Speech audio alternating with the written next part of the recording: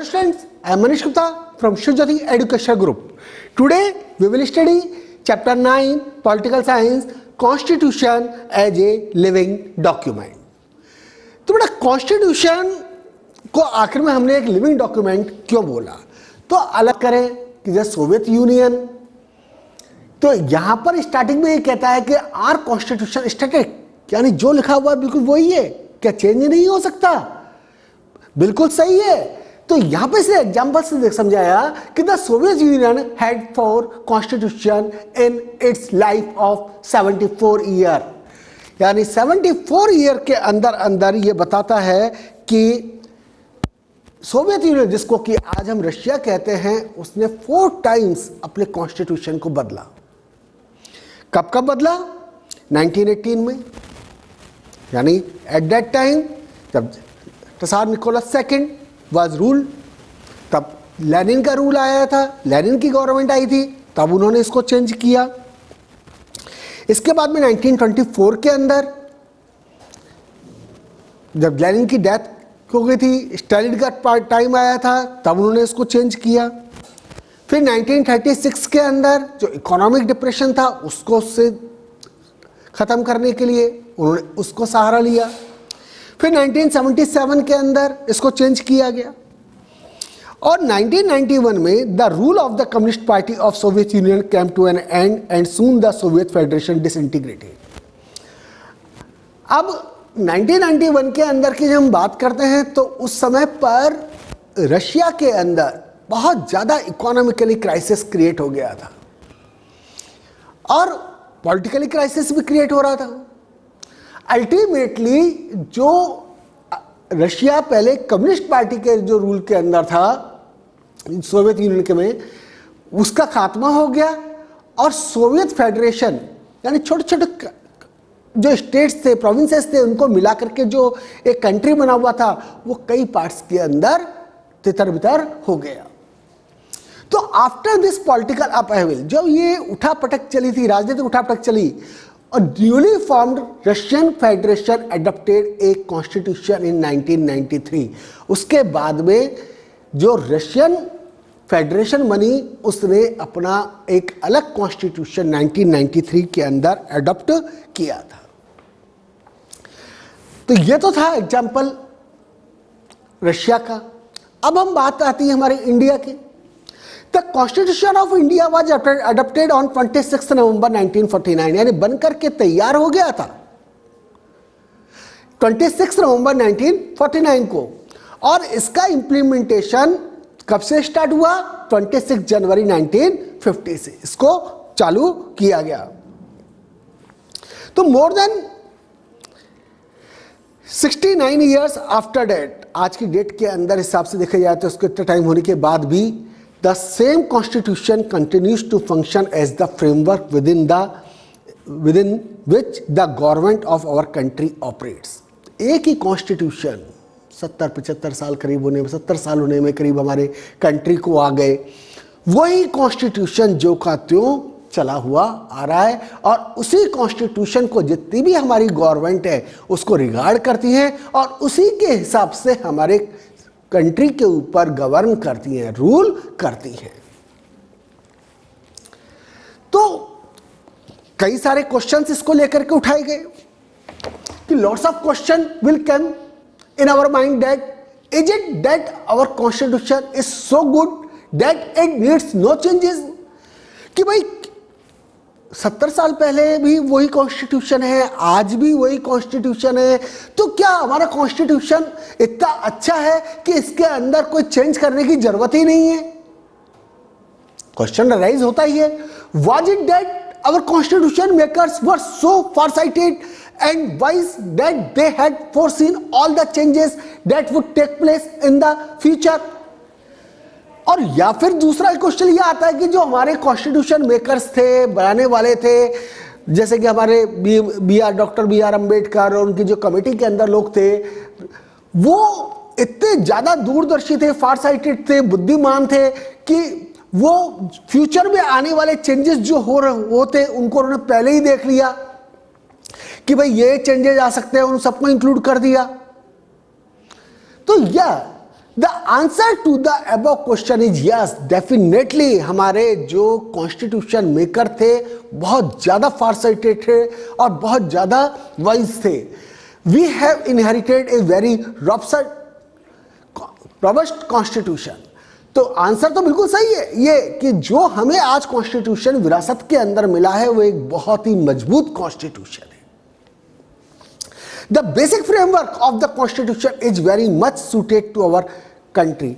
जो बेसिक चीज है कॉन्स्टिट्यूशन की वो हमारे कंट्री के कंडीशंस को देखते हुए बिल्कुल उससे सूट करती है. Constitution makers were very far sighted and provided for many solution for future situation. जो कॉन्स्टिट्यूशन मेकर्स थे निश्चित रूप से बहुत ज्यादा दूरदर्शी थे और उन्होंने जो फ्यूचर के अंदर सिचुएशन के अंदर क्या क्या प्रॉब्लम फेस कर सकते हैं हम, वो प्रॉब्लम्स क्या क्या आ सकती हैं, उनका सॉल्यूशन पहले ही कॉन्स्टिट्यूशन के अंदर प्रोवाइड कराया. तो yes, our constitution provides the solution for many problems. कई सारी प्रॉब्लम्स का सॉल्यूशन हमारे कॉन्स्टिट्यूशन ने प्रोवाइड कराया. But can it provide for all eventualities? के लेकिन परिणाम स्वरूप जो भी रिजल्ट्स आने वाले थे, क्या उसने उन प्रॉब्लम्स को के जो सॉल्यूशंस थे उनके क्या रिजल्ट्स आने वाले थे उसको भी प्रोवाइड कराया? उसके बारे में ये कहता है then how does the same constitution continues to serve the country. यानी एक कॉन्स्टिट्यूशन पूरे कंट्री के अंदर कैसे सर्व कर सकता है? The answer to this question is, यानी मेन आंसर क्या कह रहा है. तब आखिर में ये जो क्वेश्चंस पे क्वेश्चन आते जा रहे थे दिमाग के अंदर कि आखिर में कॉन्स्टिट्यूशन को हमने इतना ज्यादा सुपर क्यों माना है, तो उसके बेस के ऊपर कह रहा है कि our constitution accept the necessity of modification according to changing needs of the society. अब सोसाइटी के अंदर है, सोसाइटी के अंदर हम रह रहे हैं, टाइम टू टाइम उसके अंदर चेंजेस आते रहते हैं और जब चेंजेस आएंगे तो उस बेस के ऊपर जो हमारे कॉन्स्टिट्यूशन ने मॉडिफिकेशन को एक्सेप्ट किया है, यानी जैसे जैसे सोसाइटी के अंदर बदलाव आते जाएंगे, जिन जिन चीजों की जरूरत होगी उस चीज को उस जरूरत के हिसाब से, रिक्वायरमेंट्स के हिसाब से हम कॉन्स्टिट्यूशन के अंदर उन चीजों को ऐड कर सकते हैं. तो उस चीज को इसलिए यानी क्या बोला गया, मॉडिफाइड किया जा सकता है, यानी कॉन्स्टिट्यूशन को चेंज भी किया जा सकता है, बदला जा सकता है. तो in the actual working of the constitution there has been enough flexibility of interpretation. अब कॉन्स्टिट्यूशन के अंदर जो चीज लिखी हुई है, अब डिपेंड ये करता है कि आप उसको इंटरप्रेट किस बेस के ऊपर कर रहे हैं, किस तरीके से आप उसको इंटरप्रेट कर रहे हैं, उसकी व्याख्या क्या कर रहे हैं, उसको एक्सप्लेन कैसे कर रहे हैं. तो यहां पर कह रहा है जो कॉन्स्टिट्यूशन की जो वर्किंग है किसके ऊपर डिपेंडेंट करती है, there has been enough flexibility, यानी उसको इंटरप्रेट एक्सप्लेन करने का जो तरीका है उसके अंदर कॉन्स्टिट्यूशन के अंदर फ्लेक्सिबिलिटी प्रोवाइड कराई गई, काफी लचीलापन प्रोवाइड कराया गया है. तो बहुत political practice and judicial ruling, तो पॉलिटिकल बेसिस के ऊपर भी और जो कोर्ट वगैरह के जो फैसले आते हैं उसके ऊपर भी हैव शोन मैच्योरिटी, यानी दोनों ने काफी ज्यादा मैच्योरिटी को शो किया. And flexibility in implementing the constitution, और कॉन्स्टिट्यूशन यानी जो रूल्स रेगुलेशन बने हैं उनको इंप्लीमेंट करने के अंदर भी इसलिए काफी ज्यादा फ्लेक्सिबिलिटी दिखाई है. यानी उस बेसिस के ऊपर जो कॉन्स्टिट्यूशन जो बनाया हुआ है, अगर उनको लगता है कि कोई चीज गलत है तो उसको चेंज भी किया जा सकता है, यानी डेट इज फ्लेक्सिबिलिटी शो करी है और मैच्योरिटी शो करी, यानी उसको एक दूर बेस के ऊपर सोच करके देखा गया है, समझा गया है और उसके बाद में फिर उसको इंप्लीमेंट करने के बारे में सोचा गया है. तो these above factors have made our constitution a living document rather than a closed and static rule book. तो ये जो फैक्टर्स थे, यानी मैच्योरिटी जो दिखाई, पॉलिटिकल मैच्योरिटी है, जुडिशियल मैच्योरिटी है, जो मॉडिफिकेशन किया जाना है, फ्लेक्सिबिलिटी है, इंटरप्रिटेशन है कॉन्स्टिट्यूशन का, ये जो अबव फैक्टर्स थे उसके बेस के ऊपर कॉन्स्टिट्यूशन क्या बना, एक जीवन डॉक्यूमेंट के रूप में सामने आया, ना कि एक स्टैटिक की बुक केवल दिखाई गई, एक बंद किताब की तरह नहीं है जैसा कि कई सारे दूसरे कंट्री के अंदर हुआ, जो उस बेस के ऊपर उस कॉन्स्टिट्यूशन को एक्सेप्ट नहीं किया गया, बार बार उसको चेंज किया गया और कई बार तो बिल्कुल चेंज बदल भी दिया गया. तो हमारा जो कॉन्स्टिट्यूशन है वो एक क्लोज बुक की तरह नहीं है जिसको उसको एक एक्सेप्ट किया गया है, अगर रिक्वायरमेंट है तो उसको चेंजेस भी किया गया है. तो ये जो फैक्टर्स है इसी के बेस के ऊपर जो कॉन्स्टिट्यूशन है हमारा, उसको एक लिविंग डॉक्यूमेंट का नाम दिया गया है। अब आता है हमारा challenging issue of constitution and solution. अब जो कॉन्स्टिट्यूशन के सामने कौन कौन सी चुनौतियां थी और उनका सॉल्यूशन क्या था।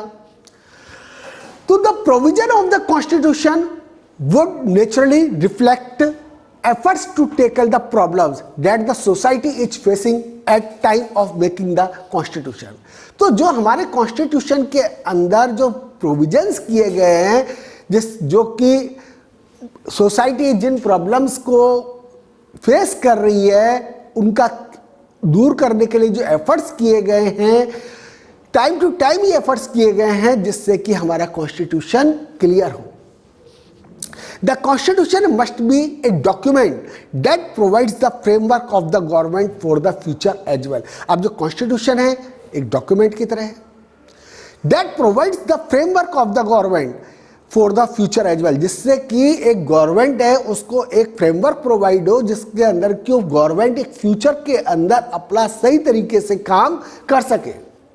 The Constitution has to be able to respond to the challenges that may arise in the future। अब Constitution उनका उत्तर देने में भी योग्य बनाया गया इसको, यानी कौन से वो चैलेंजेस, वो चुनौतियां जो कि फ्यूचर के अंदर फेस करने वाले हैं, उन फ्यूचर के अंदर जो चैलेंजेस हम फेस करेंगे उनका हम सामना कैसे करेंगे, उनका सॉल्यूशन क्या होगा, that is all the things is written in the constitution, और उसको कैसे सोल्व किया जाएगा।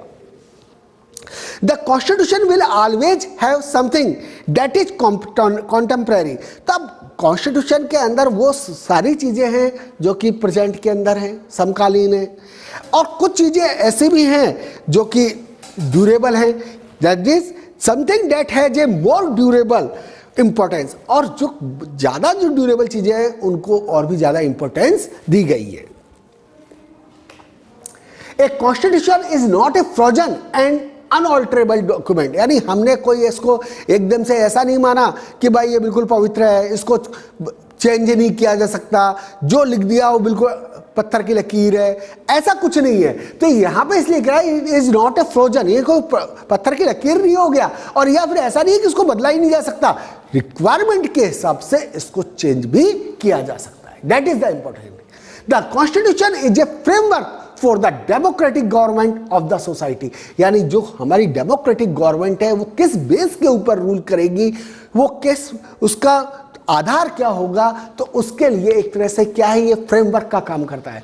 तो दस from the above the Indian constitution is combination of both the approaches mentioned about, that the constitution is a sketch document and that it is an instrument that may require changes from time to time, or we can say that our constitution is not a static document, it is not the final word about everything, it is not a unalterable। तो इस तरीके से जो ऊपर जो evidence दिए गए उसके बेस के ऊपर इंडियन कॉन्स्टिट्यूशन क्या माना गया कि ये कॉम्बिनेशन है किस चीज का, अप्रोचेस मेंशन्ड अबाउट दैट, यानी क्या कि कॉन्स्टिट्यूशन को हमने बिल्कुल सेक्रेट डॉक्यूमेंट नहीं माना है, और दैट इज एन इंस्ट्रूमेंट, यानी एक ऐसी चीज है जिसको कि रिक्वायरमेंट के हिसाब से, समय के हिसाब से अगर जरूरत है तो हम उसको चेंज भी कर सकते हैं, और या फिर कॉन्स्टिट्यूशन को हमने कोई डॉक्यूमेंट की तरह यूज में नहीं लिया है। इट इज नॉट द, ऐसा नहीं है कि जो उसमें लिख दिया है वो बिल्कुल फाइनल पत्थर की लकीर है,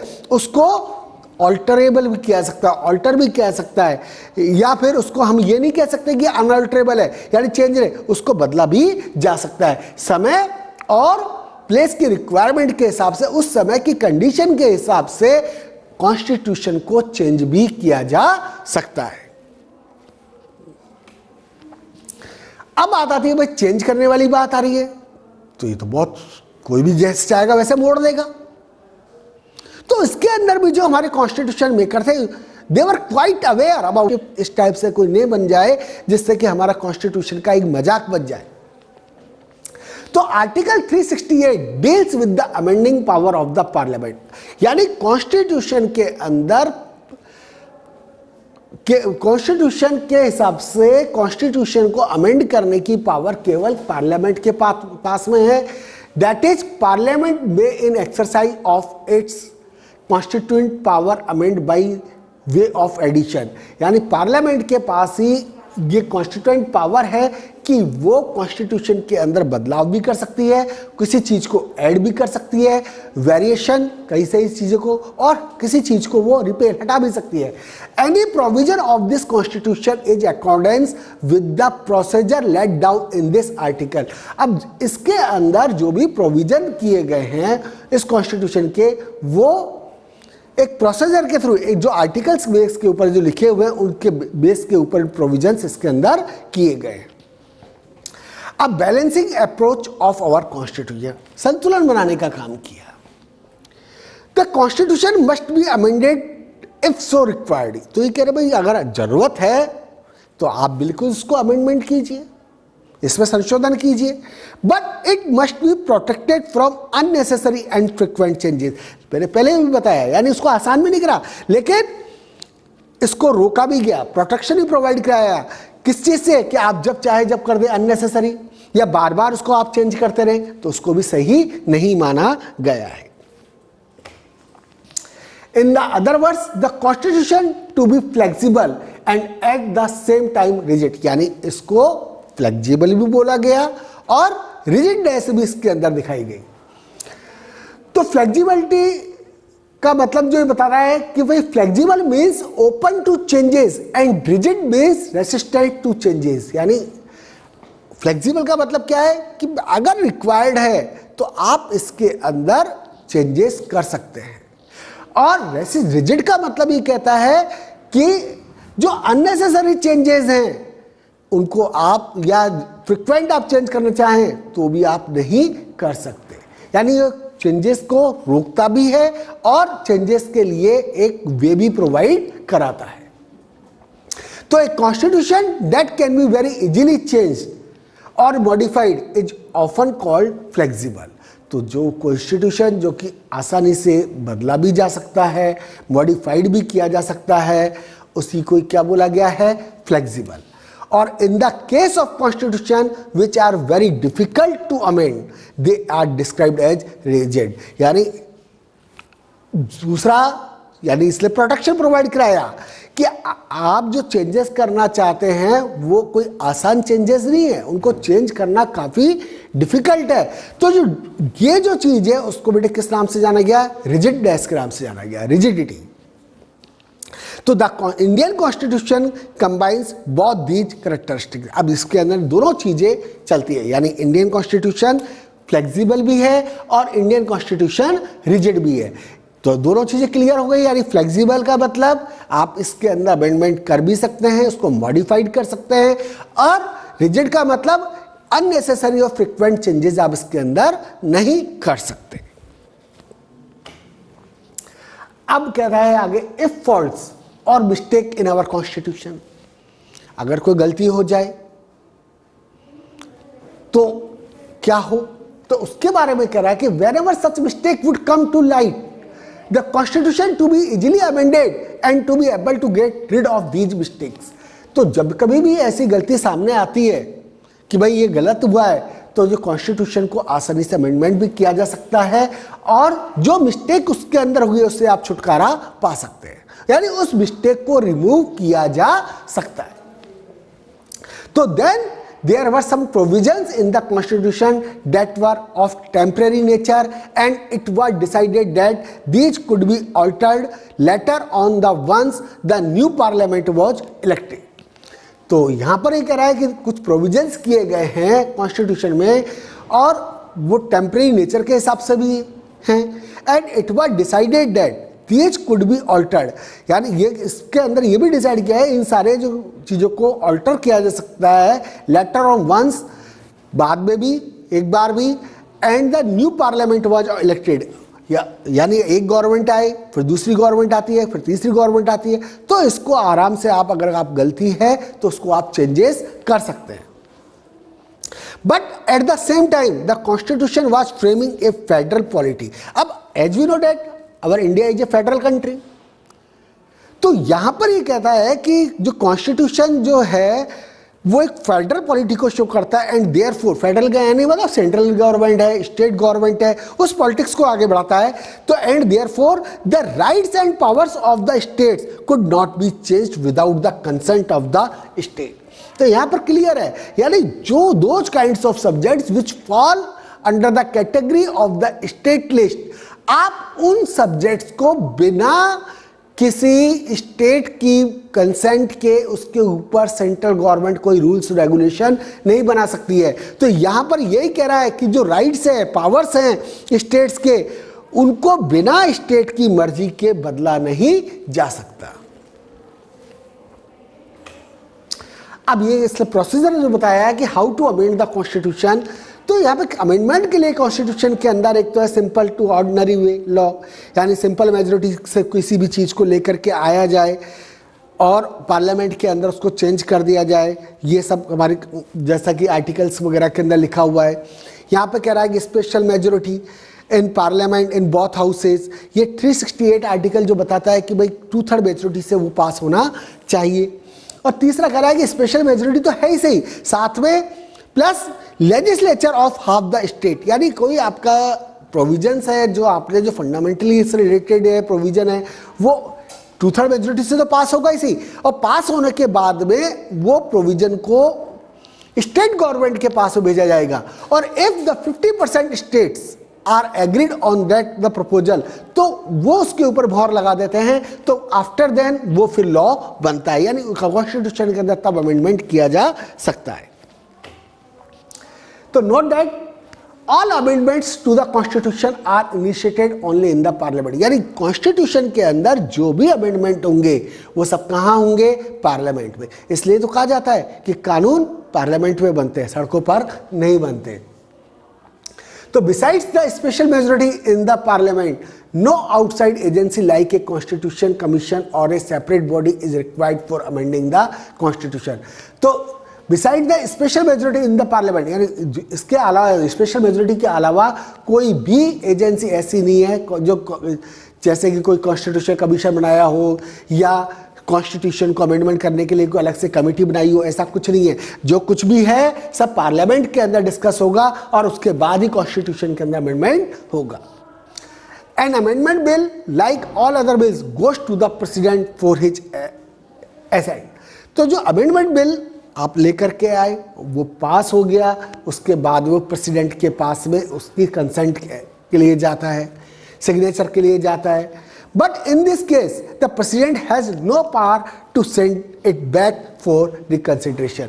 जनरली दूसरे बिल के अंदर अगर प्रेसिडेंट को लगता है कि भाई ये चीज़ गलत है तो वो उसको एक रिकंसिडरेशन के लिए वापस एक बार भेज सकता है, और दोबारा भी अगर वही चीज़ बिना किसी चेंजेस के प्रेसिडेंट के पास में आती है तो प्रेसिडेंट को उसके ऊपर सिग्नेचर करने पड़ते हैं। लेकिन जो अमेंडमेंट है कॉन्स्टिट्यूशन का, उसके अंदर अगर प्रेसिडेंट के पास में वो चीज़ जाती है तो प्रेसिडेंट के पास में उसको रिकंसिडरेशन के लिए वापस भेजने की पावर नहीं है। तो these details show how rigid, तो ये जो चीज़ें बताती है कि वो वाली कितना टफ है एंड कॉम्प्लिकेटेड है the amending process could have been, यानी कॉन्स्टिट्यूशन को अमेंडमेंट करने का प्रोसेस कितना डिफिकल्ट है, कॉम्प्लिकेटेड है ये चीज़। यानी आप पहले तो सिंपल मेजोरिटी से हटाइए, सिंपल मेजोरिटी आपका लेके आए, फिर 2/3 मेजोरिटी आनी चाहिए, 2/3 मेजोरिटी से अगर स्पेशल मेजोरिटी बोला, फिर तीसरे नंबर के ऊपर आपकी स्टेट की कंसेंट को उसने ले लिया। तो ये काफ़ी कॉम्प्लिकेटेड और डिफिकल्ट प्रोसेस होता, आसान काम नहीं होता। तो only elected representatives of the people are empowered to consider and take final decision on the question of amendment, यानी सारी जिम्मेदारी किसकी है? जो इलेक्टेड रिप्रेजेंटेटिव हैं पार्लियामेंट के अंदर, उन्हीं के पास में ये पावर है कि वो इसकी फाइनल जो डिसीजन है अमेंडमेंट का वो पार्लियामेंट के अंदर वही सोल्व करेंगे कि उसको अमेंड किया जाए या नहीं किया जाए। तो दस sovereignty of the elected representative parliamentary sovereignty is the basis of the amendment of the procedure. तो इस तरह से जो इलेक्टेड रिप्रेजेंटेटिव है उनको सुप्रीम पावर बोला गया, पार्लियामेंट्री सॉवरेनिटी बोला गया कि यो एक बेस बनाया गया किसका, अमेंडमेंट प्रोसीजर का। यानी अगर कॉन्स्टिट्यूशन के अंदर अमेंडमेंट है तो वो सिर्फ और सिर्फ कहाँ हो सकता है, पार्लियामेंट में। इसके अलावा कोई प्लेस नहीं है, ना कोई कमेटी बनेगी ना कोई कमीशन बनेगा जो कि उसको अप्रूवल दे दे। अप्रूवल कहाँ दी जा सकती है, केवल और केवल पार्लियामेंट के अंदर।